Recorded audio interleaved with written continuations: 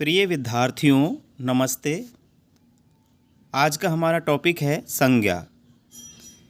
संज्ञा कक्षा 6, 7, 8, 9, 10, 11, 12 और उच्च सभी कक्षाओं के लिए एक महत्वपूर्ण विषय है।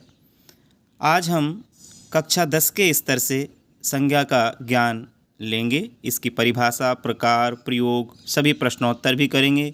कक्षा 10 के सिलेबस में यह लगभग 1 से 2 अंक का टॉपिक है, तो आइए इसे अच्छे से जान लेते हैं। सभी कक्षाओं के लिए ये महत्वपूर्ण है और इसकी PDF आपको डिस्क्रिप्शन में प्राप्त होगी। आइए हम इसे अच्छे से समझते हैं। संज्ञा बता देना चाहता हूँ। संज्ञा अर्थात जो भी कोई वस्तु है, व्यक्ति है, स्थान है, जगह है, भाव है, गुण, दोष, अवस्था, दशा है, जिसको भी हमने जो भी नाम दे दिया, जिस भी चीज़ का नाम है वो संज्ञा है। अर्थात हम ये कह सकते हैं कि नाम का दूसरा नाम संज्ञा होता है। छोटी परिभाषा क्या होगी? नाम का दूसरा नाम संज्ञा कहलाता है। अब हम इसको आगे बढ़ाते हैं। परिभाषा के रूप में किसी व्यक्ति, वस्तु या पदार्थ के गुण, धर्म, नाम, स्वभाव तथा स्थान के नाम को संज्ञा कहते हैं। जैसे भारत, हिमालय, राम, जयपुर, मैज, पानी, बुढ़ापा, ममता, आम आदि, ये सभी संज्ञा शब्द हैं। बात करते हैं भेदों की, तो संज्ञा के होते हैं भेद 3। कितने भेद होते हैं? 3। जब भी हमसे भेद की बात की जाए तो हमें 3 ही भेद बताने हैं। पहला है व्यक्तिवाचक संज्ञा, दूसरा है जातिवाचक और तीसरा है भाववाचक। तो संज्ञा के मुख्य रूप से 3 ही भेद होते हैं। जो 5 भेद वाली बात है वो आगे विस्तारित रूप में है। अंग्रेजी में 5 भेद माने गए हैं। वो जातिवाचक जो संज्ञा है, जातिवाचक, इसके 2 उपभेद हैं, समुदायवाचक और द्रव्यवाचक। समुदायवाचक और दूसरा होता है द्रव्यवाचक। द्रव्यवाचक। तो वो 5 भेद हमें अलग से हम देखेंगे। अब पहला भेद है व्यक्तिवाचक संज्ञा। व्यक्तिवाचक संज्ञा जिस संज्ञा शब्द से किसी एक ही जाति की एक वस्तु, एक स्थान या व्यक्ति का बोध होता है, उसे व्यक्तिवाचक संज्ञा कहते हैं। सरल परिभाषा ये है, जिन संज्ञा शब्दों से किसी एक का बोध हो, एक होना चाहिए, वो एक का बोध होता है, वो व्यक्तिवाचक संज्ञा कहलाता है। जैसे कमल, रमेश नाम है व्यक्ति के, रमा अरावली पर्वतमाला है, गंगा नदी है, भारतवर्ष देश है, दूध जयपुर आदि। इन उदाहरणों में कमल एक पुष्प का नाम है, रमेश एक व्यक्ति का नाम है। कमल हमने यहाँ एक पुष्प का नाम लिया है, रमेश एक व्यक्ति का नाम है, रमा एक स्त्री का नाम है। इसलिए ये सारे शब्द क्या हैं? व्यक्तिवाचक संज्ञा हैं। यहाँ ये दूध जो शब्द है ये व्यक्तिवाचक नहीं है, ये जातिवाचक में द्रव्यवाचक आएगा। जातिवाचक की बात करते हैं। दूसरा है जातिवाचक। जातिवाचक संज्ञा जिस संज्ञा से किसी एक जाति, एक वर्ग या समूह की सभी वस्तुओं का बोध होता है, उसे जातिवाचक संज्ञा कहते हैं। जैसे पर्वत, नदी, बहुत सारे पर्वत हैं, नदियाँ अनेक नदियों हैं, नगर, पक्षी, फूल, बंदर, लड़का, देश आदि।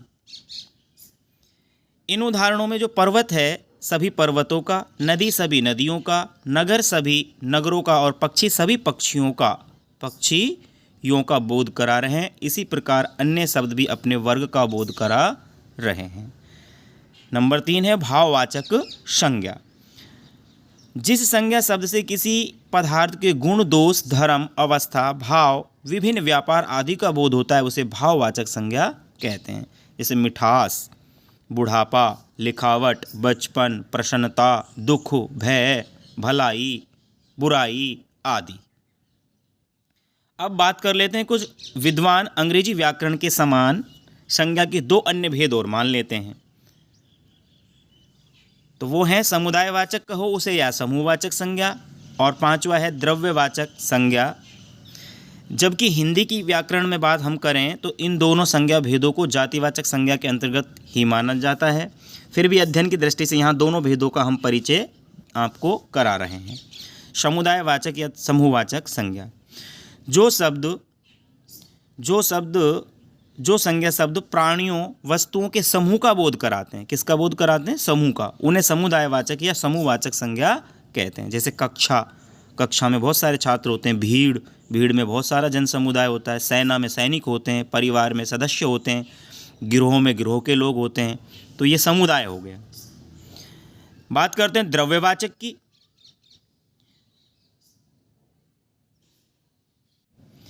द्रव्यवाचक की तो वे संज्ञा शब्द जो नाप तोल वाले द्रव्य पदार्थ या धातु का बोध कराते हैं, उन्हें द्रव्यवाचक संज्ञा कहते हैं। जैसे तेल, घी, दूध, गेहूं, चावल, सोना, चांदी, ये सारे द्रव्यवाचक हैं। जातिवाचक संज्ञा के ही उपभेद के रूप में द्रव्यवाचक संज्ञाएं हैं।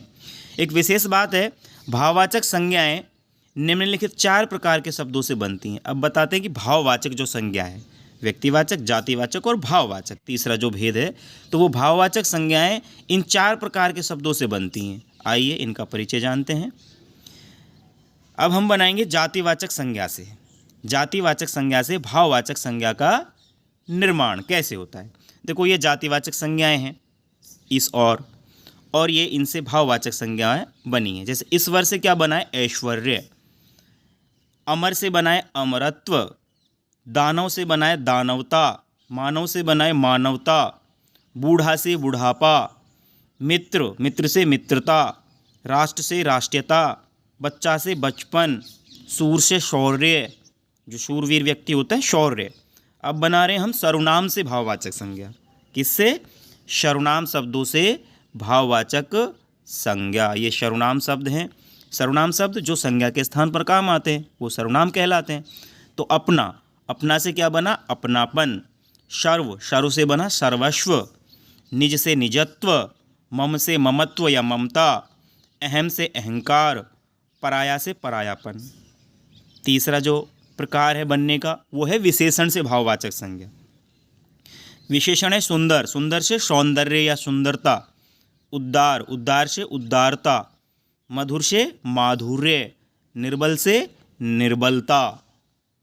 कृपण, कंजूस व्यक्ति को कृपण कहते हैं। कृपण से कृपणता। विद्वान से विद्वता। भयानक से भय। चोर से चोरी। कठिन से कठिनाई। अच्छा से अच्छाई। और चौथा प्रकार है क्रिया से भाववाचक संज्ञा का निर्माण।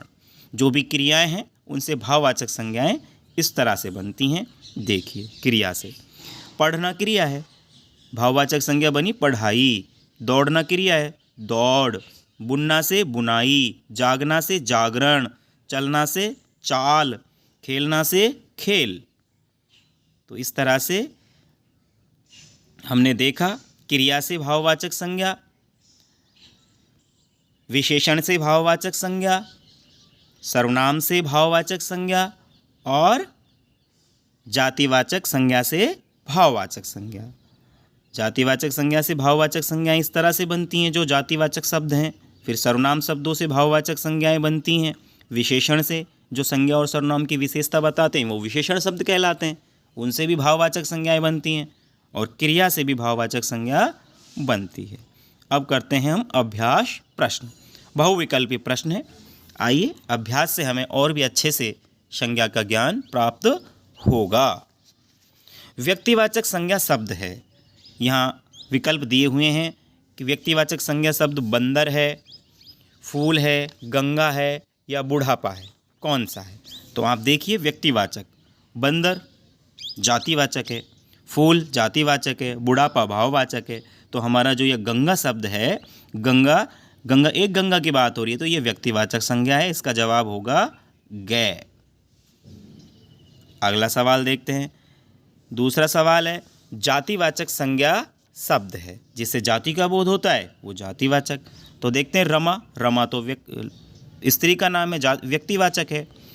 बचपन भाववाचक है।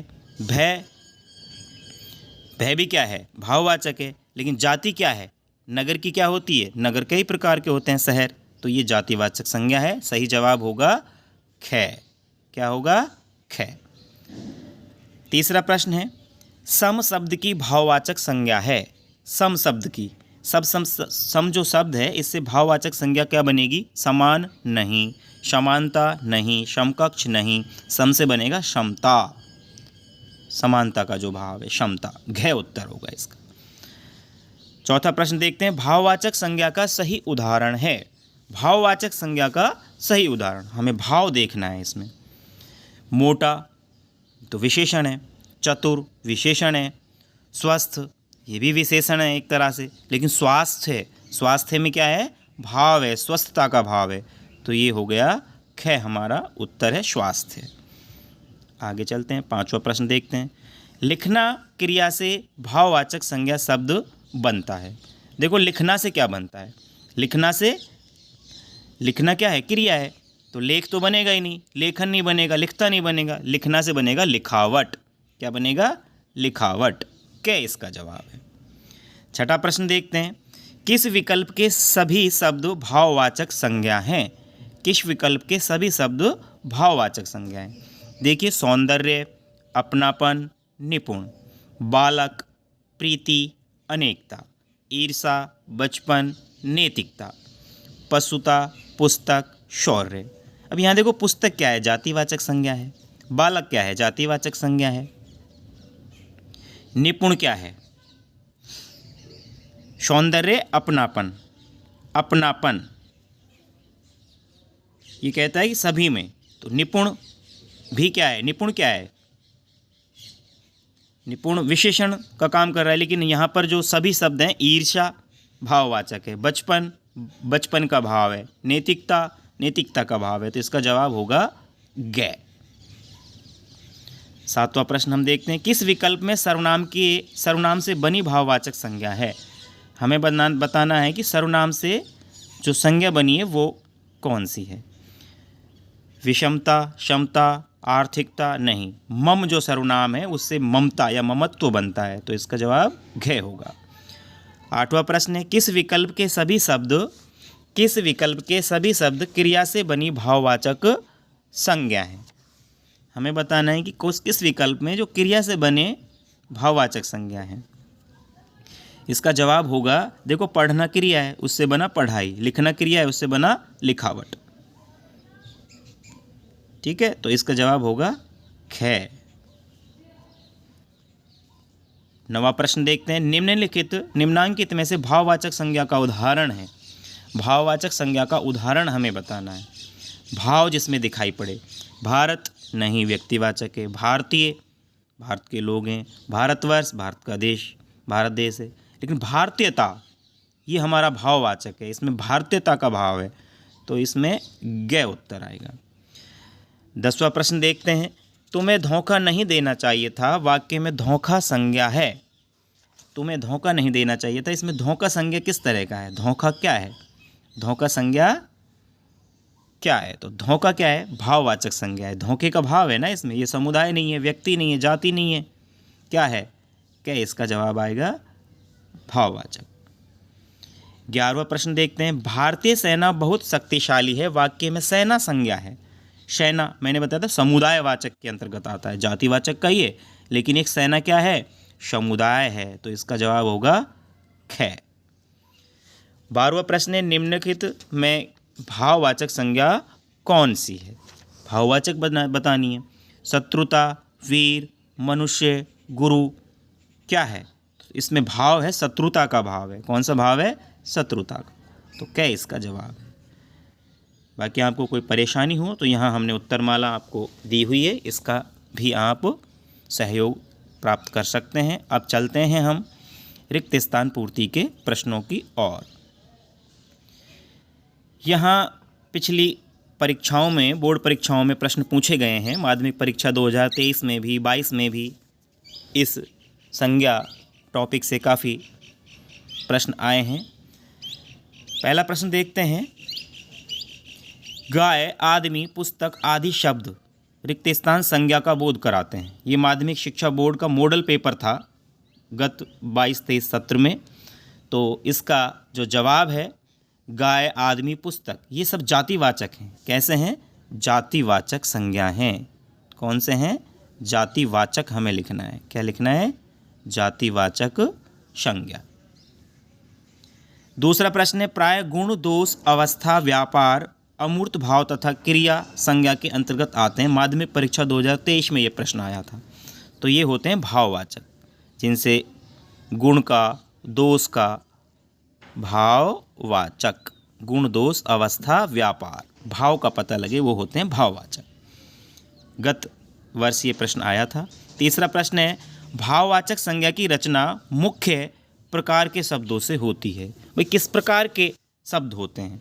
तो भाववाचक संज्ञा शब्दों की जो रचना है मुख्य, वो भाव बोधक होते हैं। कैसे होते हैं?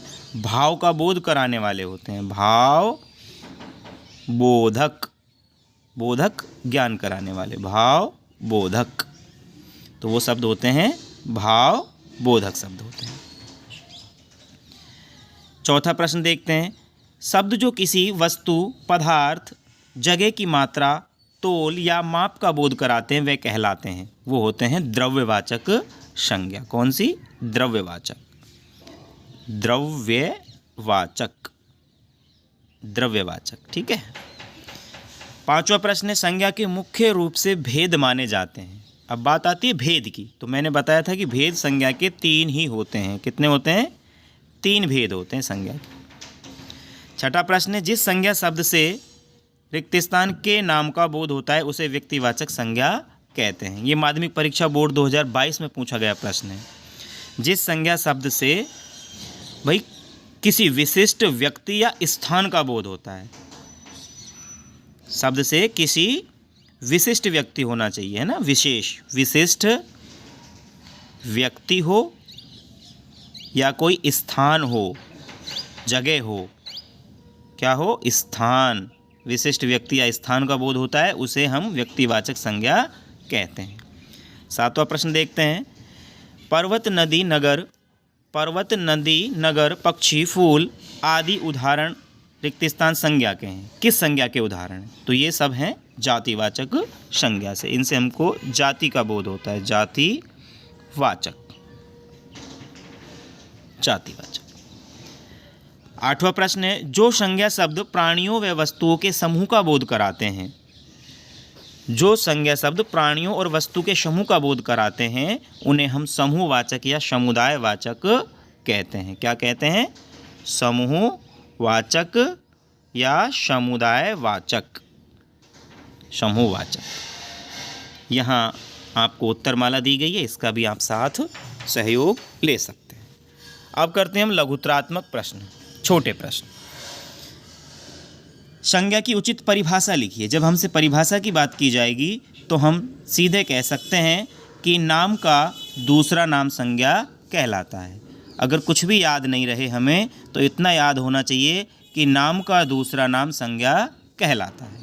अर्थात किसी व्यक्ति, वस्तु, स्थान, भाव, गुण, दशा, अवस्था आदि के नाम को संज्ञा कहते हैं। जैसे राघव, पूजा, घी, दूध, जयपुर, दिल्ली, मिठाई, दवाई, मिठास, गरीबी इत्यादि शब्द। अब बात करते हैं भेद की। संज्ञा के कितने भेद माने जाते हैं? तो हम आपको पहले बता चुके हैं। प्राणी, गुण, वस्तु, भाव, स्थान आदि के आधार पर संख्या के मुख्य रूप से 3 ही भेद माने गए हैं, व्यक्तिवाचक, जातिवाचक और भाववाचक। तीसरा प्रश्न है, जातिवाचक संज्ञा की परिभाषा लिखिए। जातिवाचक संज्ञा की परिभाषा लिखिए। जिस संज्ञा से किसी एक जाति या एक वर्ग की सभी वस्तुओं का बोध होता है, अर्थात जिस संज्ञा से किसी प्राणी, वस्तु अथवा स्थान, जाति या पूरे वर्ग का बोध हो उसे जातिवाचक संज्ञा कहते हैं। जैसे प्राणी, मनुष्य, लड़की, घोड़ा, मोर, सेना, सभा, वस्तु, साबुन, पंखा, मशीन, दूध, चांदी, स्थान, पहाड़, स्थान जैसे पहाड़, नदी, शहर, गांव, विद्यालय इत्यादि। चौथा प्रश्न है, व्यक्तिवाचक संज्ञा किसे कहते हैं? अब व्यक्तिवाचक संज्ञा जिस संज्ञा शब्द से किसी विशिष्ट व्यक्ति या स्थान का ज्ञान हो, अर्थात जो शब्द किसी व्यक्ति विशेष, स्थान विशेष या वस्तु विशेष का बोध कराए, एक का जो बोध कराए उसे व्यक्तिवाचक संज्ञा कहते हैं। व्यक्ति विशेष में जैसे अमृता, नेहा, कविता, मनीष, जुगल इत्यादि। वस्तु विशेष की बात करें जैसे रामायण,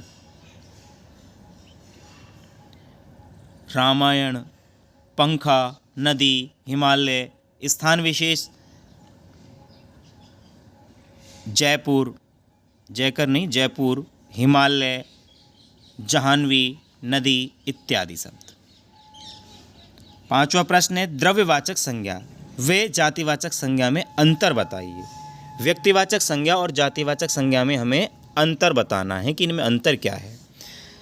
जवाब है वह संज्ञा शब्द जो किसी विशेष व्यक्ति, वस्तु या स्थान के नाम का बोध कराते हैं उसे व्यक्तिवाचक संज्ञा, तथा इसके विपरीत जो संज्ञा शब्द अपनी सामान्य जाति का बोध कराते हैं उन्हें जातिवाचक संज्ञा शब्द कहते हैं। अर्थात हम कह सकते हैं व्यक्तिवाचक संज्ञा में एक व्यक्ति या वस्तु के नाम का बोध होता है, किंतु जातिवाचक संज्ञा में संपूर्ण जाति या वर्ग के समूह का बोध होता है।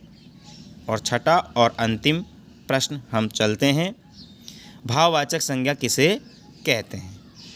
जिन संज्ञा शब्दों से किसी भाव, गुण, अवस्था या क्रिया के व्यापार का बोध होता है, अर्थात जिन शब्दों से व्यक्तियों या पदार्थों के गुण, धर्म, दोष, अवस्था, व्यापार, भाव, स्वभाव, अवधारणा, विचार आदि का बोध होता है उन्हें भाववाचक संज्ञा कहते हैं। कोमलता, बचपन, लंबाई, बुढ़ापा, शत्रुता, सलाह, मातृत्व, औचित्य, दासता, मित्रता, ये सभी क्या हैं? भाववाचक संज्ञा के उदाहरण हैं। सातवां प्रश्न देखते हैं, समूहवाचक संज्ञा की परिभाषा लिखिए।